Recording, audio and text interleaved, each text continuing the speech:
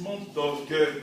Ou, regardez, moi par exemple, quand je quittais le pays, la Côte d'Ivoire, pour venir, mon père il m'a dit, écoute, tu vas, il m'a rassuré, tu es un garçon intelligent, quand tu vas, parce que je partais à Orléans pour faire initialement du droit, la faculté de droit.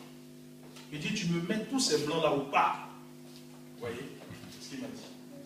Et tout le monde, vous voyez, tous les parents galvanisent leurs enfants, qu'ils deviennent quelqu'un. C'est une bonne chose, mais quand vous lisez un peu la mentalité et l'intention, c'est de l'orgueil. Et demain, il va frapper sa poitrine, ah, mon fils, il est PDG, des trucs, tout ça. Et simplement pour montrer que, voilà, mon fils est supérieur à mon fils. Ou bien encore, que mon fils, lui, il est meilleur que l'autre. C'est l'orgueil, vous voyez. Donc, il y a beaucoup de choses qui sont motivées par l'orgueil. Même nos propres parents naturels et tout cela, en fait, nous ont motivés par beaucoup de choses et qui relevaient, en fait, de l'orgueil. Donc, en général, les hommes naissent avec cette mentalité, avec ce sentiment d'orgueil. Et nous, en tant que chrétiens, nous ne devons pas être comme les gens du monde.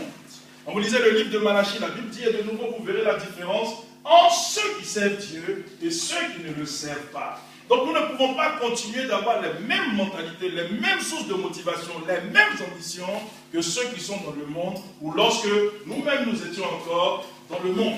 Nous devons avoir d'autres ambitions.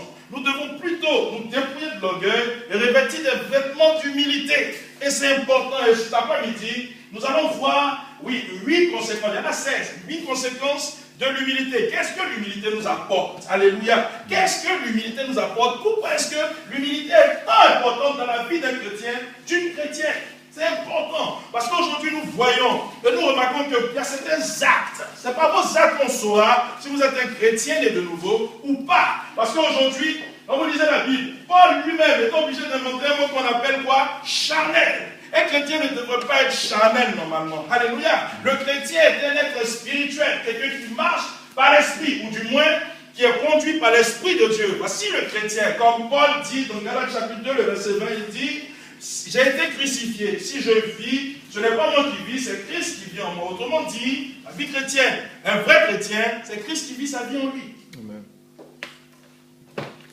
L'humilité.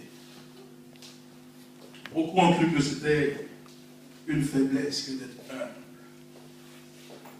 Cet après-midi, je prie que Dieu nous donne la force, la révélation et l'assurance d'enseigner avec des passages à l'appui. Amen. Que l'humilité est l'une des plus puissantes des forces que tu as en Christ. Alléluia. Celui qui est humble est sérieux. Regardez. Lorsque, dans Matthieu chapitre 4, lorsque Jésus a été tenté,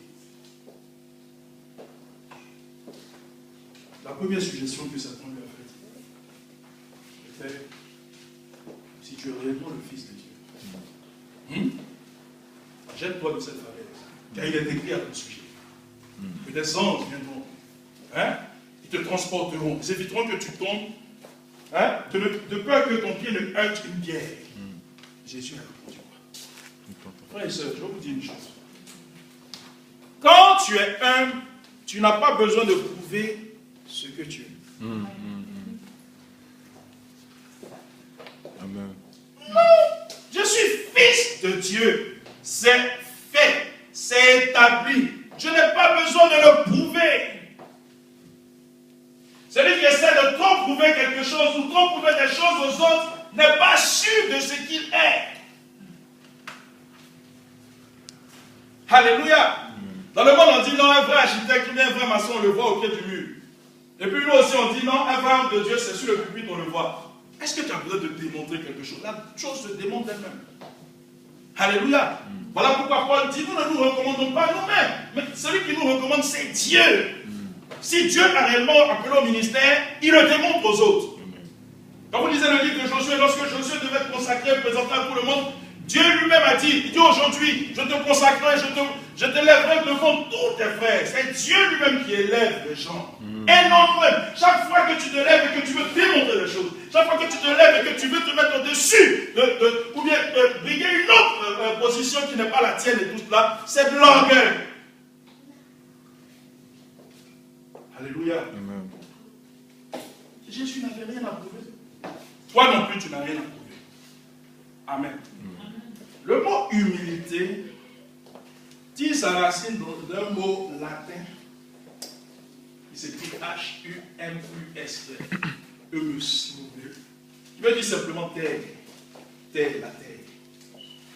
Amen. Donc, normalement, l'humilité doit te faire comprendre que tu es terrestre, que tu es un homme et que tu as des faiblesses. En fait, l'humilité t'emmène à être réaliste. Vous voyez, tous les orgueilleux ne sont pas réalistes, ils sont prétentieux, présomptueux, ils sont arrogants, ils sont enflés, imbus d'eux-mêmes. Mais celui qui est humble est quoi? Réaliste. En fait, il reste à sa place et il voit même les autres au-dessus de lui-même. Alléluia. C'est la racine du mot. Humilité. Humilité, sort de terre. N'oublie pas, tu es tiré de la poussière. Tu es homme. Vous savez à quel moment les hommes deviennent tous humbles? Quand la mort arrive. C'est en ce moment-là qu'il faut prouver que tu es un orgueilleux. Oui, monte, chasse la mort. Quand la maladie, tu es en phase terminale là, sois orgueilleux maintenant. Ne pleure pas, sois orgueilleux.